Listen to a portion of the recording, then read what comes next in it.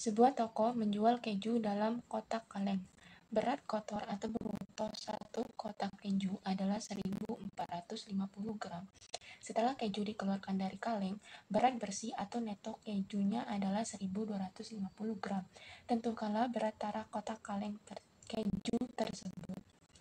Penyelesaian: rumus tara sama dengan bruto dikurang neto. Pada soal, bruto sama dengan 1.450 gram dan tara sama dengan 1.250 gram. Maka tara sama dengan 1.450 gram dikurang 1.250 gram dengan 200. Jadi berat tara kotak kaleng keju tersebut adalah 200